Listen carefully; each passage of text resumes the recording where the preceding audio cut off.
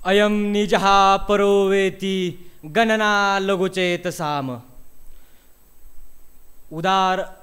उदारचरितानांतु वसुधैव कुटुंबकम. मित्र हो, हे माझं ते माझं अशी अपेक्षा, अशी गणना फक्त अल्पबुद्धीचे लोक करतात.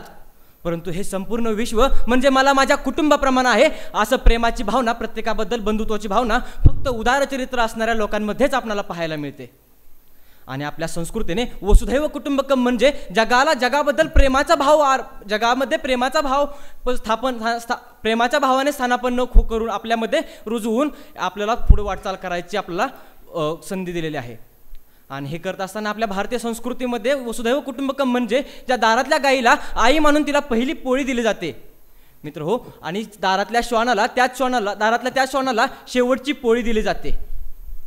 परंतु आजच्या म्हणजेच आपल्यासोबत त्यांचंही अस्तित्व मान्य करून त्यांनाही त्यांनाही प्रेमाच्या बंधनामध्ये जखडून ठेवण्याचं काम आपल्या भारतीय संस्कृतीमध्ये आणि आपल्या संस्कृतीमध्ये केलेलं पाहायला मिळतं. परंतु आजच्या डिजिटल युगामध्ये आजच्या डिजिटल युगामध्ये जी बीजं आपल्या संस्कृतीने प्रेमाची बीजं आपल्यामध्ये पेरलेली पाहायला मिळतात, त्याच बीजांना आज कुठेतरी कुजत चाललेली पाहायला मिळत आहेत. म्हणजेच ज्या गाईला आपण आई मानून पहिली पोळी द्यायचो, त्याच गाईला आज आपण तिच्यापासून मिळणारं उत्पन्न बंद झाल्यावर तिला कत्तलखाना दाखवतोय. ज्या श्वानाला आपण शेवटची पोळी द्यायचो, त्याच श्वानाला आपण त्याच शेवटच्या पोळीमधून विष घालून त्याची हत्या करतोय. म्हणूनच आज आपल्यामध्ये म्हणूनच या सर्व बीजांची कुजत चाललेले पाहायला मिळत आहेत. यामुळेच आजच्या या प्रगल्भ व्यासपीठाला हा प्रेम बहरावं आणि द्वेषाची शेती पडीक पडावी हा विषय मिळाला आहे असं मला वाटतं.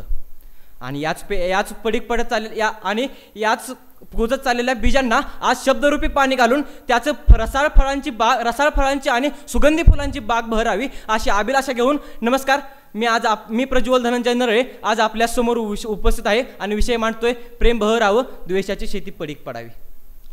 मित्र हो, आज पाहायला गेलं तर जवळपास 80 ते 85% तरुण तरुणींसाठी प्रेम म्हणजे त्याने तिला किंवा तिने त्याला भुरळ पाडून बिछाण्यापर्यंत घेऊन जाण्यासाठी केला गेलेला प्रयत्न म्हणजे प्रेम.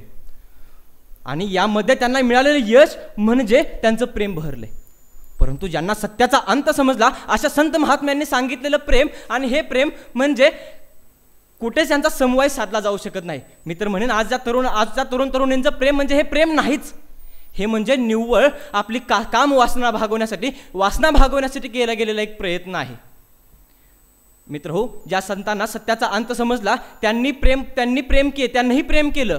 आणि त्यांचं प्रेम पाहायचं असेल तर पहा, त्या प्रभू श्रीरामचंद्रांनी फक्त अयोध्येतील जनतेवरच नाही तर संपूर्ण आर्यवर्तातील जनतेवर केलेलं प्रेम पहा. तर जर पाहायचं असेल प्रेम तर त्या श्रीकृष्णांनी फक्त गोकुळातील जनतेलाच नाही तर संपूर्ण गायी गुरांना वाचवण्यासाठी गोवर्धन पर्वत करंगळीवर उचलला, त्यांचं ते प्रेम पहा.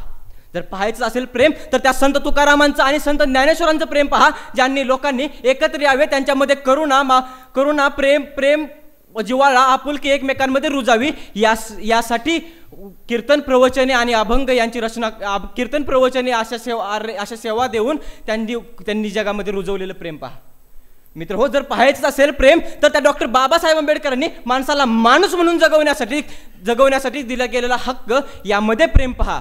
जर पाहायचं असेल तर प्रेम तर त्या डॉक्टर बाबा आमटेंनी गोरगरिबांची सेवा करण्यासाठी, कुष्ठरोग्यांची सेवा करण्यासाठी, आदिवासी लोकांची सेवा करण्यासाठी आनंद आश्रमाची स्थापना केली, यामध्ये केलेलं प्रेम पहा. मित्र हो, या सर्व प्रेम पुजाऱ्यांना प्रेमाचा मार्ग हा काही सोपा नव्हता. त्यांना प्रेमाच्या मार्गावरून प्रेम बहरवण्यासाठी त्यांना सर्वत्र असं काट्यांच्या रक्तबंबाळ मार्गावरून चालावं लागलं. परंतु आपणाला एवढं काट्यांच्या रक्तबंबाळ मार्गावरून तर कधीच चालावं लागणार नाही. मित्र हो, त्या प्रभू श्रीरामचंद्रांना काट्याच्या मार्गावरून चालावं लागलं म्हणजे त्यांना रामायणासारखं युद्ध करावं लागलं, तर श्रीकृष्णांना महाभारतासारखं युद्ध घडवावं लागलं.